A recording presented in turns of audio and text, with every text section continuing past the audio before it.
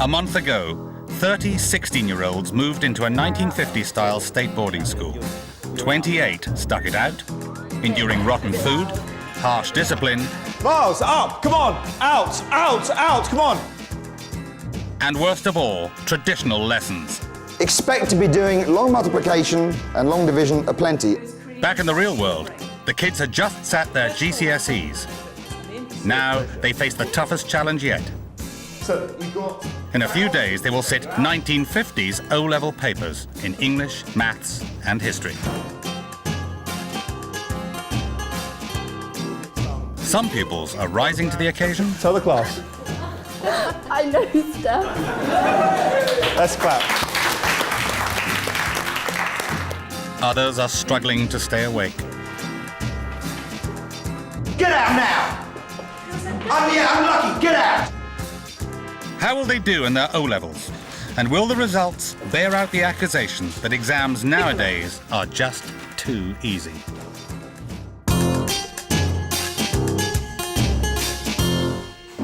It's the last day of lessons before exams begin.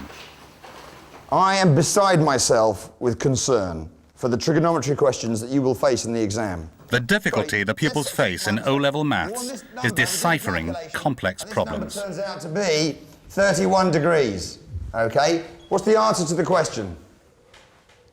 Elgood. 031. No! This is bearing from... Oh, God, I can't believe it. Yeah, what are we up against, Elgood? We're going to take this exam tomorrow. You're going to get the bearing question and you're going to get it wrong. And are you thick? Well, no. No, you're not, are you? Still that age-old problem that you have as a teacher where when you've done something a million times and they've all got it and they've all got it, and then like 3 days later it's as if it had never been mentioned and there's like zero recall. In the last month, the pupils of King's School have spent at least an hour a day playing sport.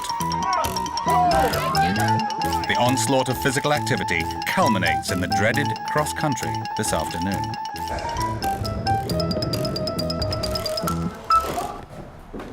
Something Harry Elgood has been dreading.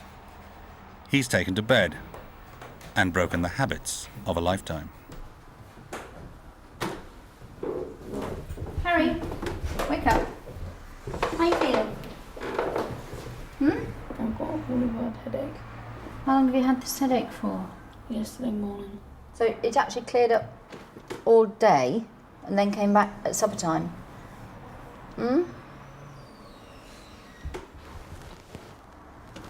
It's not some rouse to try and sky across country. No, I thought that people would think that. It's not. I will tell you, Harry, I intend to have full complement at cross country this afternoon, okay? So I hope you're feeling better by then. Do you think you might be? I hope so, Matron. Good, good. I'm pleased to hear it. I think in 2003, more parents bow down to their child's wishes, and they're quite keen to write notes to say, Sally must be off games today because... The pupils haven't just been studying the subjects they will take O-levels in. They've also endured science, French, and Latin 1950s style. You will be lachrymose to discover that for many of you, this is your last Latin lesson. The affair has been brief, but I feel informative. Am I ever going to see your face, or are you going to hide in that desk the entire lesson? You I'm talking to! You know what I'm going to do to you now, don't you? I'm going to... Repudiate. Right. Consider yourself repudiated. Repudio, Latin... In the 50s, virtually every grammar school pupil studied Latin, at least for a couple of years. Last year, less than 2% of pupils took it at GCSE. There is a myriad of words that you use on an everyday basis that have a Latin root. It is very, very useful to know the history of your own language. And when you consider that 65% of English words have a Latin root, you see how important it is. I wrote down just some of them. So I will read out the Latin word, and you tell me what English word comes from this? Agricola means a farmer. Agriculture. Bellum, this is a difficult one. Bellum means war. Rebellion. Rebellion. Very good. Rebellion. Equus means a horse. Equus means a horse. Equine. Equine, very good indeed. Equine. If you really want to master your own language, if you really want to master French or Italian or Spanish, having a good knowledge of Latin will help you enormously. So that old phrase, Latin is a language as dead can be. First it killed the Romans, and now it's killing me. You can repudiate that once and for all. Valete omnes. Valete magister. Good. I bid you all good day.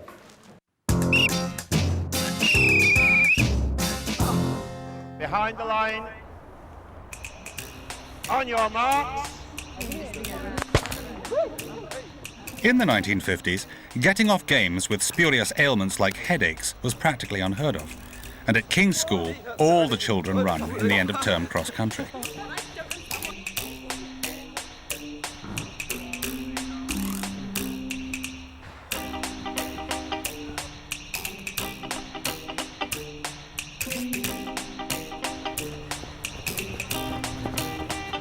First for the girls is Harriet Rykins. Well done, 4 minutes 25. 4 minutes 25. For the boys, Richard Head Miles. on.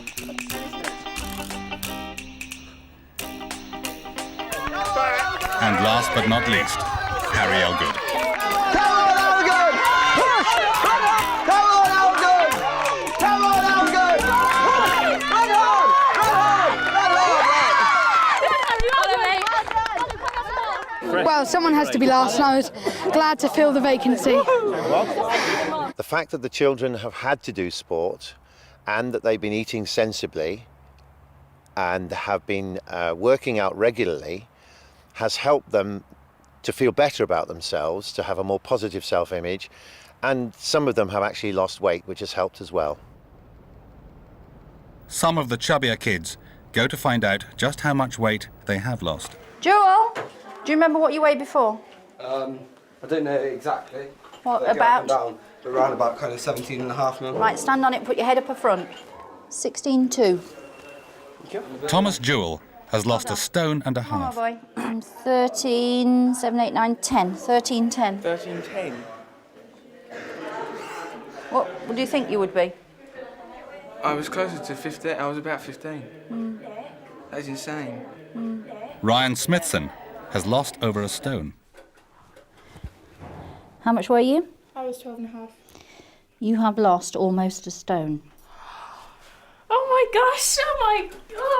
Oh my gosh! You see, the 1950s diet was not bad. I think I might actually stick to it, you know. Wow! Oh, that's made my day. It really has. Between them, the 28 pupils have lost an estimated 15 stone, 2 pounds. I wonder how much weight I've lost. Half the stuff you do in here you're forced to do, and so you don't have a choice, and it means that once you get through you think, hey, I can actually do something that I couldn't do before. And so you feel better about yourself, and you just get more confidence of yourself.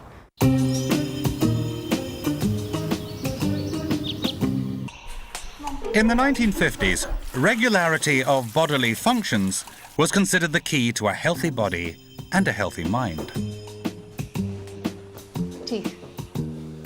Have you had your bowels open? Yes, thank you, Matron. Well? Or not well? As well as can be expected, Matron. Why do you say that? I'm not quite sure what constitutes a good bowel opening, Matron. Why are you doing that? Do you want to go to the toilet? What? Are you moving around? Yes, I do actually want to go to the toilet. Stand still and wait. It might be exam week, but Matron is determined to maintain standards. Do not take sharp intakes of breath. Not only does it give you foul wind, it does not sound ladylike at all. Bed most definitely isn't up to scratch. Teeth. Arms up. Since day one, Richard Miles has been getting up Matron's nose. I'm surprised girls sit next to you. Matron decides a haircut will trim him down to size. 1. Miles is for the barber. Oh, I don't think we're going to get any better than this, Matron. I think it will be if it's cut really short. It'll be good. Matron, if it's cut really short, it'll stick up at the front even more. No, and then we'll have it really cut short and then it won't stick up. That's fine. Yeah, I'd rather not have it cut short. You will be having it cut short at 4 o'clock. Don't argue. Richard Miles is a boy who has everything. Brains, All hail our new leader, Richard Miles. a privileged upbringing, and good looks. Leave your hair alone. You just can't get it any better than this. No, you can. Just take all that out. You take all that off. Oh, thanks for the support, right? He's constantly doing this to make his hair stand up. He's constantly late for lessons. He's got attitude with a capital A. And he has to learn he cannot mess with me.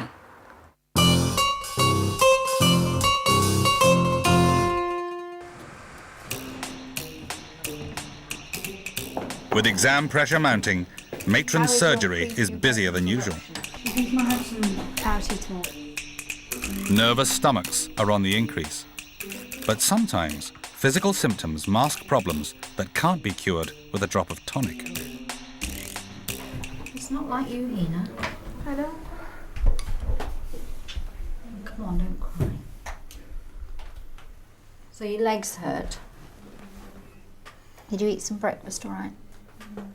I don't feel like eating anything though. I feel like chucking it all out now. It's not very ladylike. You got a headache. Your legs ache. Can you manage to get back upstairs? Hi, I'm Hina Khan and I live in Manchester. This is my home and this is my wonderful family. I love winning, I love excelling in something, and if I've set my mind to something, I will achieve and I will be the best. Hina has got to be the best. She's got that desire, the fight to be number one. So all of the students in the school are just going to bring it on. I won! Loser! Just go and sit outside and I'll deal with you in a few minutes, and I think we'll put you to bed for a little while. Matron finds nothing physically wrong with Hina and suspects there are tensions in her dorm. I found out that some of the girls are being extremely bitchy to others, and I think during exam week we want some pleasantness up here, so I'm going to actually put all the bitchy ones in one dormitory. There's only like one person I won't really get on with, so it's really difficult to go in and out of the dorm and try and have some kind of interaction with the rest of the people and speak after lights out because you don't get on with one person in the dorm or something. So but that's not really bothering me. I've got my own little corner and no one can see me there, so I just get on with whatever I'm doing over there. With the end of term approaching, the kids are given a taste of the career options open to 1950 school leavers. Oh, now, have you thoughts about what you want to ultimately do? Accountant. You want to be an accountant. That's a good, solid career move. It's exactly that type of career which will make you a pillar of society. I'm delighted to hear it, Sweeney.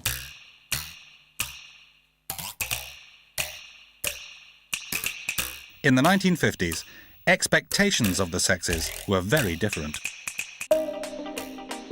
Whilst grammar school education for boys was preparation for a career in the professions, for girls, work was seen as an interlude before marriage and motherhood.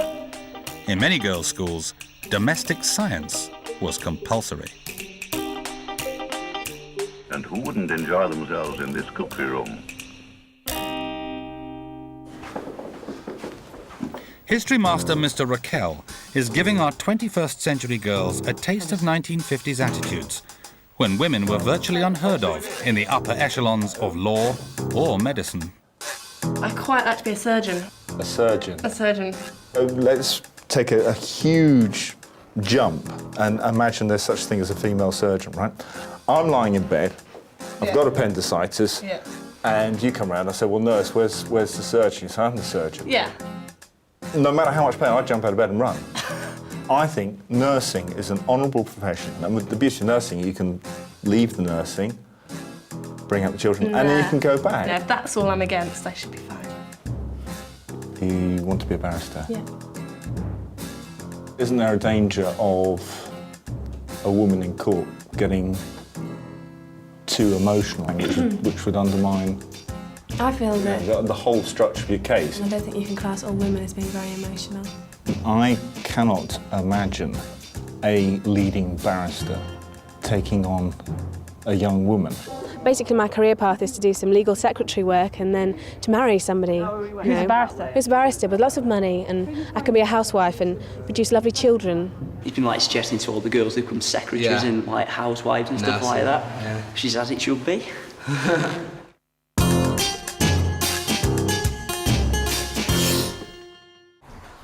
Before his date with the barber, Richard Miles spends some quality time alone with his hair.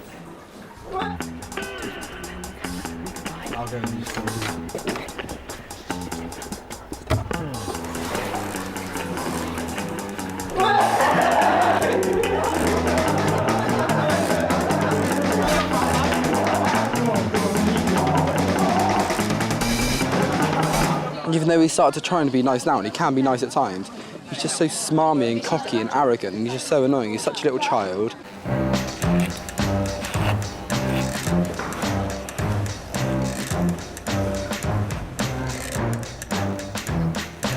His whole ego's in his hair.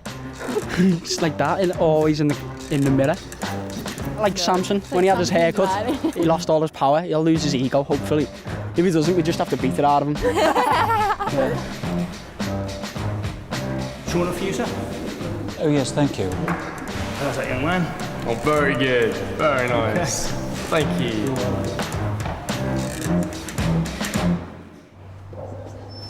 He may act unruffled, but lack of popularity is getting to Richard Miles. I know Colin and Tom Jewell don't like me at all. But I think it's sort of irrational bloodlust. It has elevated to the point which is just not What? on. What are you talking about?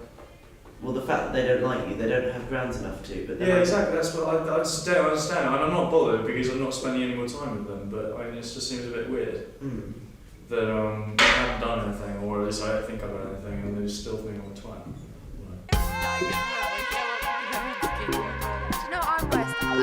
As the countdown to the first exam begins, every spare moment is filled with revision, revision, and more revision. When did Ireland become a dominion? I don't know that one. I can't remember that one. If you times it by y minus, you times that whole No, thing it's by just y 9y minus plus 1, 4. you get rid of that. I do that every time. Yeah, that's kind of right, but you just remember it's the difference of two squares. Durba. Now, what does Durba mean?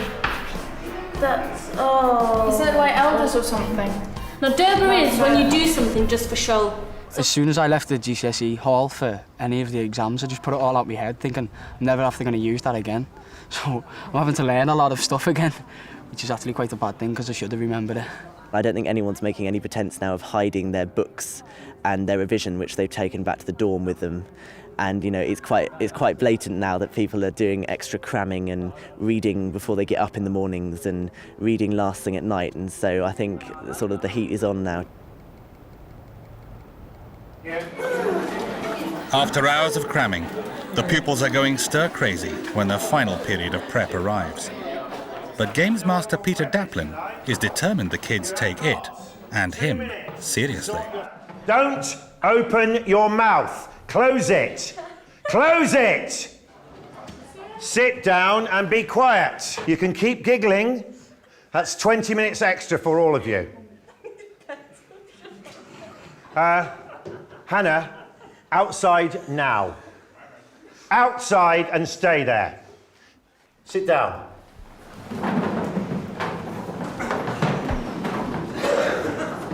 Nicola, put your hand down. I'm not interested. History or English, if I find you're not working, I'll just add 5 minutes extra. Anybody else want to cough? Feel free, but I shall start punishing. Put your hand down. I'm not interested. Get on with your history, get on with your English, put your hand down, put your hand down. You are the pupils. I tell you what to do. You do not tell me what to do. Elgood. Right, get your hand away from your face, sit up straight. Thank you. Get out of my sight, you stupid girl. There should be no further interruptions. We are here till 9:15. Come here. Stand there. What is your problem? I want a pencil sharpener.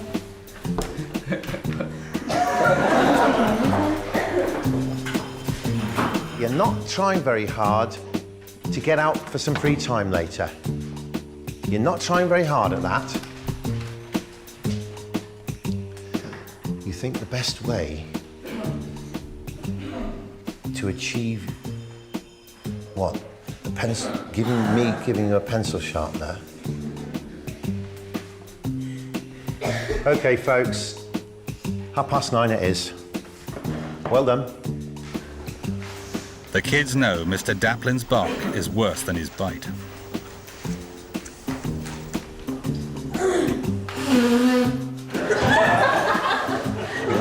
You can make that 400 lines now. No.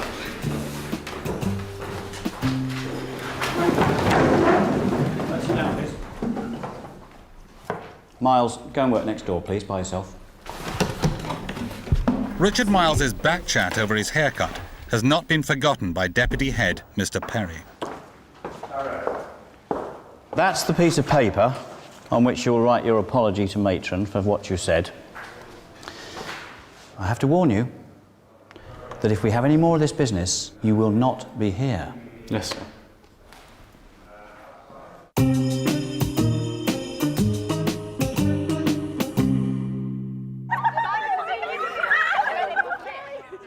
Some of the girls have formed a clique that has created tensions in the dormitories.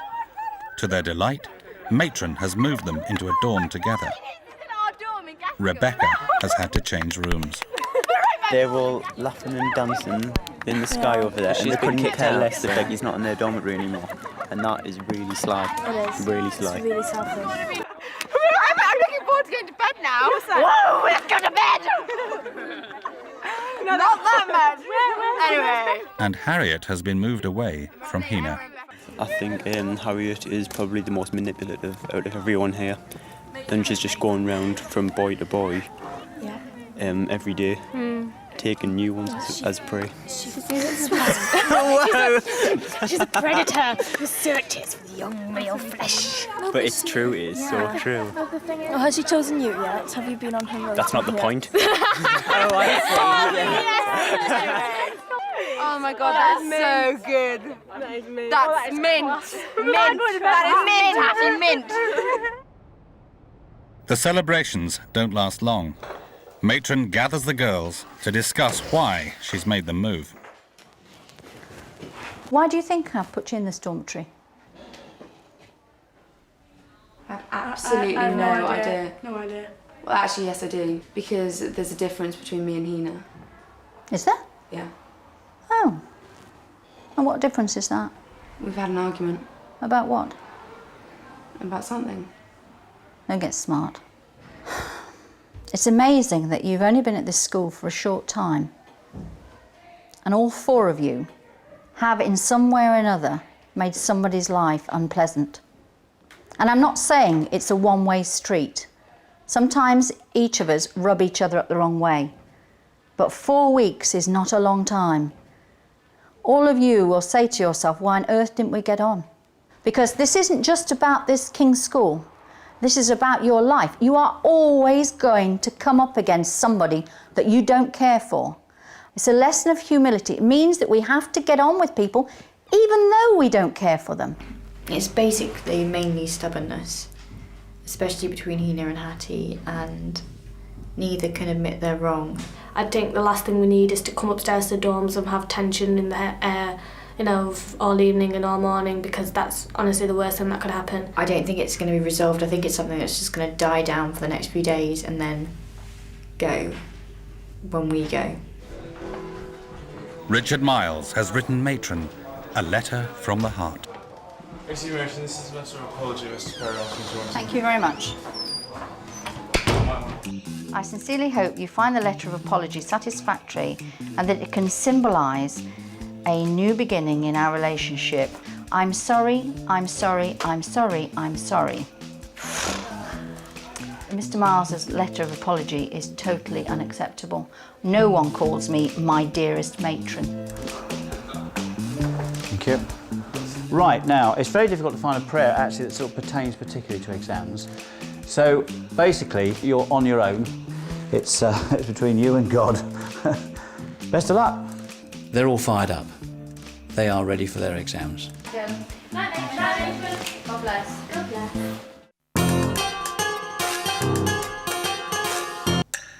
Morning, everybody. Big day's arrived.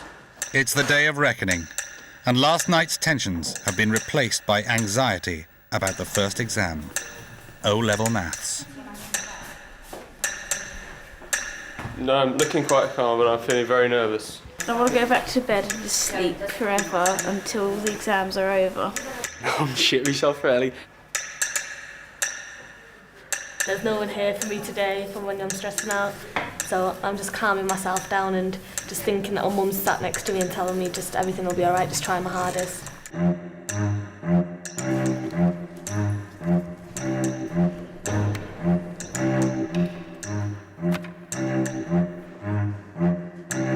Over the next 3 days, the pupils will spend 14 hours in exams, sitting O-level papers in English language, English literature, history, and maths. That is the official time. These are your seats for the next few days. Right, can you sit down? The first O-level.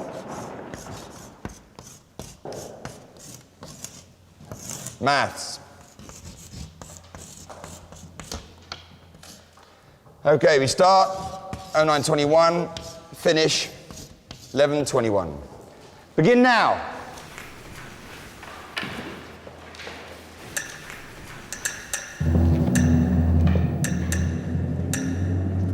The exams comprise real 50s O-level questions selected by independent examiners to test the syllabus the pupils have covered in the last 3.5 weeks. The results will indicate the grade they would achieve if they had taken O-levels in the 1950s.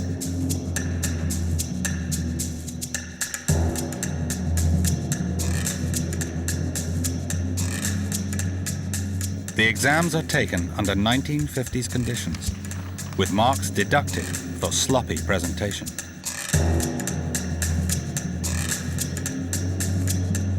In maths, there are no calculators, just mental arithmetic and a log table.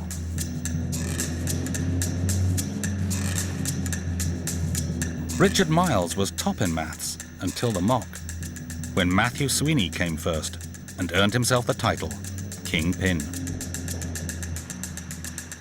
Stop! The exam went terribly. I know I failed. No question 4 was just letters, no numbers. So I found that really confusing and difficult. When I saw the paper, I was like, oh, that's going to be easier because it's only like a side of A4, 2 sides of A4. And then when I read the questions, I was like, oh. And then the last 10 minutes, so you got 10 minutes left, I had 3 major questions to do, so I just scribbled down anything. It was actually harder than it looked, at first glance, which was, worse than GCSE actually, because GCSE is really, it always looks really hard and it's actually quite easy. I'm not the kingpin anymore, I don't think. I think I've really messed up.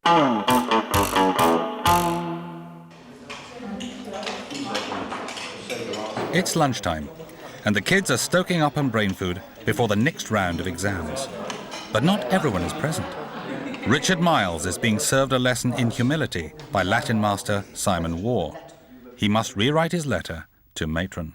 We're going to correct this, Miles, and we'll do it again. So just read it out and I'll tell you what to cross out. I'm writing to apologise. No, I want to start at the beginning, will you please? My dearest matron. Right, well you can cross out my and you can cross out the superlative. Do you know what I mean by the superlative, Miles? Yes, sir. Dear matron, I'm writing to apologise profusely for Well, you can cross out the adverb. We don't want any profuse apologies. We just want an apology, which we haven't got yet. Okay. You're giggling because you're immature, Miles. Can you just get on with it, please? I'm sorry, I'm sorry, I'm sorry, I'm sorry. Right, we can cross all those. Just I'm sorry will do. And as such, I metaphorically prostrate myself at your feet. The thought of you, metaphorically or otherwise, really caused Matron to have to lie down. It made her feel sick in the gut. So could you cross all that out, please? We don't want any of that.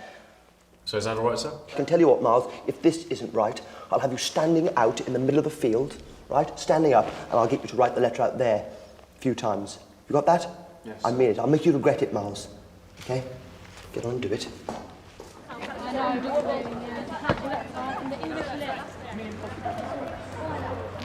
The letter I wrote was a bit stupid, but it wasn't, you know, it wasn't really rude or anything. It was just silly, you know. So I don't know. I'm not that bothered since I've only got 2 days to go. So yeah, I may as well just make a weekend out of it, you know. I'm not gonna start grovelling or anything because I think that's the only thing I can do to actually get back in their good books, you know. So.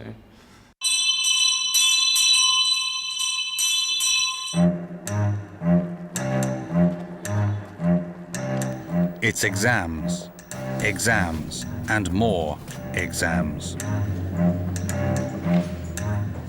Unlike GCSE, in English Literature O-Level, no texts are allowed. Pupils are tested on their ability to analyse the set books and quote from memory. In history, they must recall facts and dates.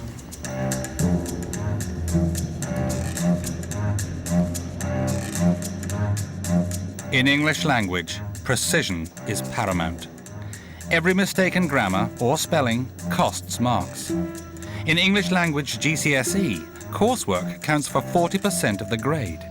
In O-Level, everything rests on the exam.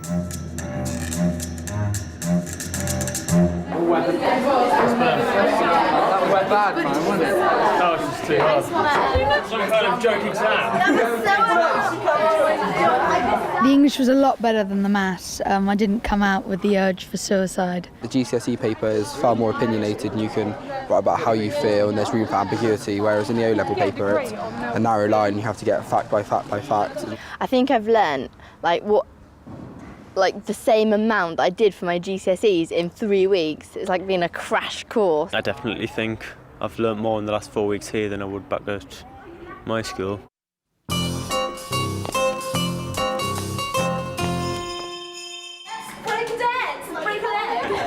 To celebrate the end of exams, the kids are rewarded with a 50s dance. Notice one of your hands is behind her back and the other one is very firmly able to be seen, all right? Okay?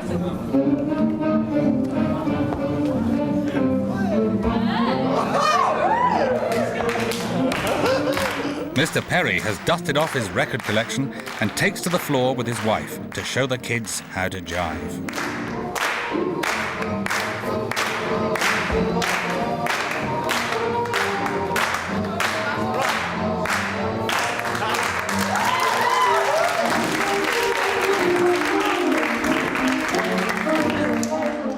Okay, so we've got track one, okay? Now this is slow, actually.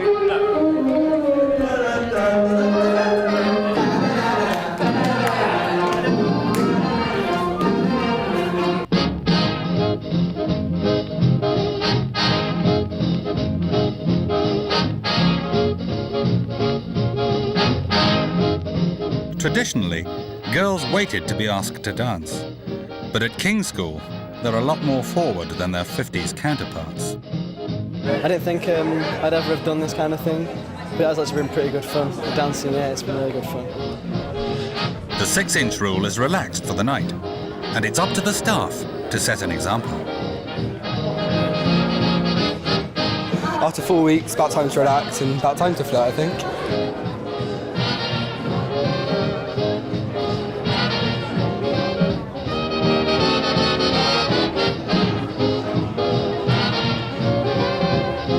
We haven't done anything that's even remotely like this for the whole 4-week period, so I think we appreciate it now.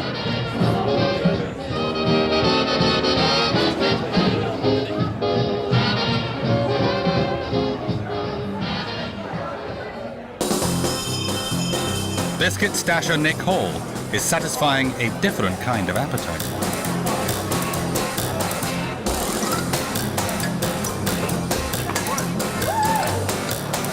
First crisp, my first crisp in 4 weeks. I don't believe it. First crisp in 4 weeks. First crisp in 4 weeks.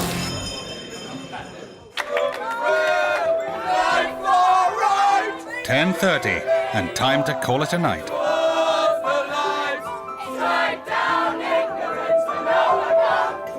No booze, no fags, but a good time was had by all.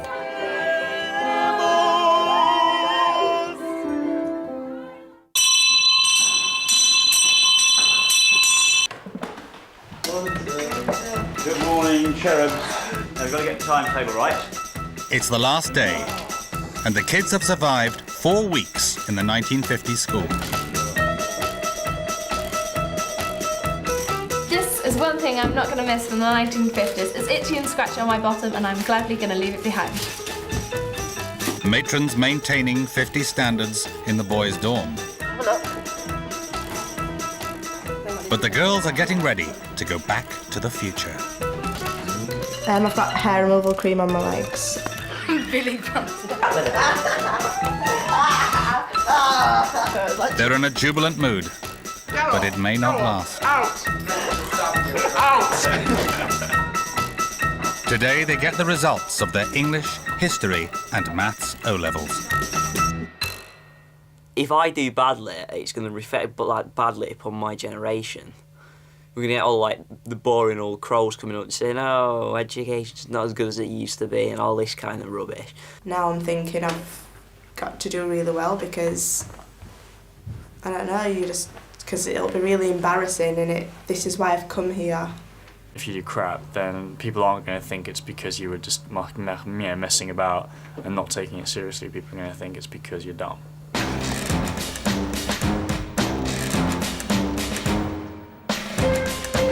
The exam papers are marked to the exacting standards of the 1950s by a board of external examiners.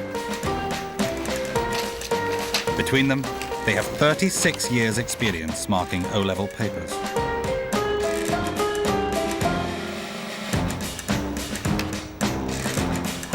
Many found it more difficult than I expected. They wrote long answers, but they lacked that sharpness to pick up the points.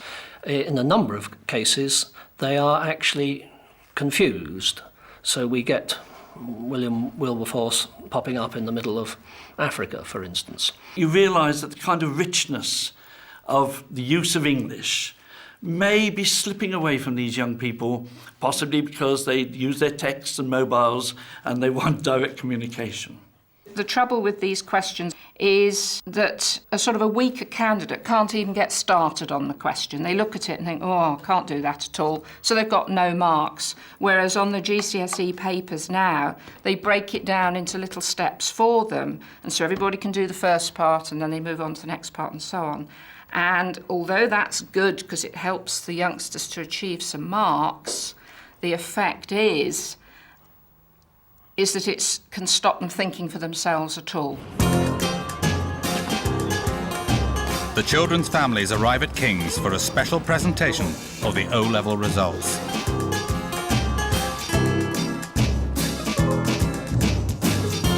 Ladies and gentlemen, I offer you this, the headmaster's report for the term. You, the parents, knew the high standards of discipline and behaviour we expect here at King's. You knew, and you wished your children to experience that regime. To build them into a corporate body, following King's ways and King's traditions, we had to be hard on them, very hard. They took it. They took it, and they have grown in stature. You can be proud, very proud of your children, just as we, the staff, are proud to have shared the term with them at King's School. Thank you.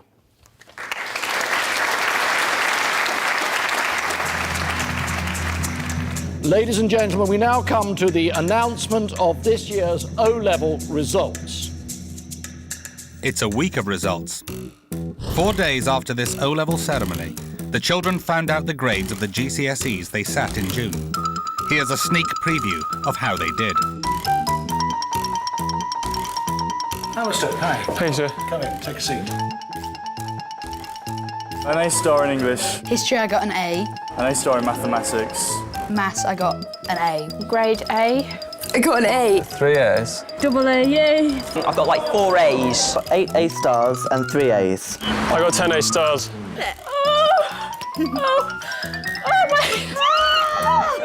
Our pupils passed 99% of their GCSE exams in English language, English literature, maths and history, mostly with grades A star and A. The examinations sat were in English language, English literature, mathematics and history. Pass results are graded from 1 to 5. 1 is the maximum academic achievement, 5 is the lowest pass. I now hand you over to Mr. Perry. Mr. Perry. If there has been no drop in standards since the 1950s, most of the pupils should receive grades 1 and 2 in their O-level exams. Harry Elgood. English language, fail, grade 6. English literature, fail, grade 6. Mathematics, fail, grade 6. History, fail, grade 6.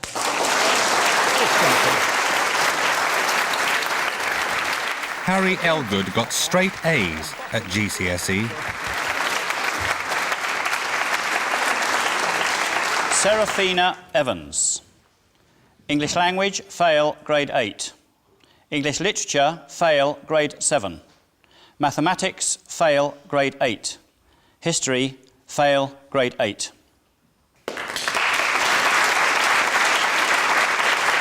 In her GCSEs, Seraphina Evans got an A star in English language, B in English literature, B in history and C in maths.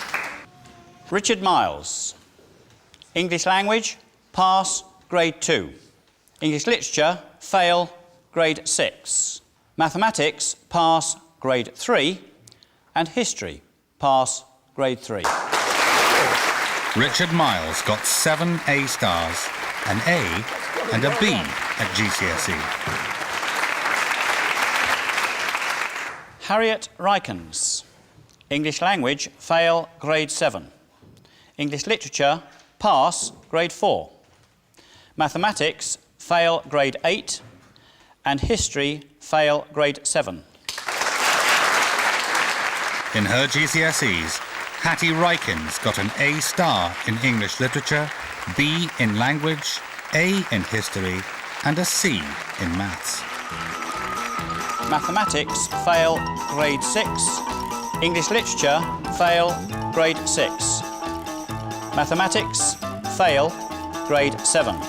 And history, fail, grade 9. Between them, our 28 pupils failed nearly half of their 1950s O-levels, indicating that exams back then were harder. Only 7 kids passed all 4 exams. Emma Pinchbeck. English language, pass, grade 1. English literature, pass, grade 1. Mathematics, pass, grade 5. And history, pass, grade 1. In the 1950s, only 8% of all 16-year-olds passed more than 5 O-levels. Today, nearly 60% get 5 or more GCSEs grade A star to C. So were the 1950s really a golden age of education? Education now is accessible to the majority. It's no longer elitist. And the result of that is perhaps that they're not being pushed to these very high levels. But does that ultimately matter if we've actually got a system that is available to the majority?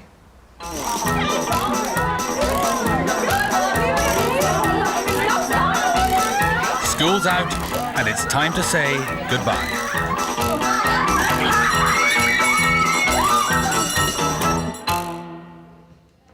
Matron's received a letter, and it's not from Richard Miles. This is Matron, not dear Matron. I've only known you for a few weeks, and I have to say I've seen someone who I could look up to and who I can follow. I don't think you realise just how much you have meant to us all over these weeks.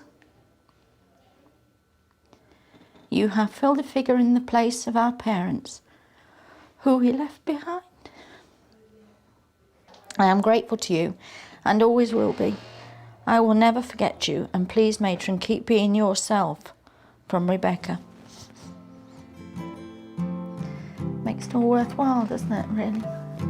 This sort of ethos of education is, I think, more productive in terms of what you learn, but it's so unenjoyable that it just makes you not want to learn. Being made to wear your blazer in class because you look smart doesn't help you learn algebra. In fact, you just feel a whole lot hotter. We've lived up to the role of being children, and now we're going to go back and everyone's going to expect us to be back like adults. It's just going to be so weird. I'm going to change when I get home and be less vain and just walk around with no makeup, with my hair in pigtails every day.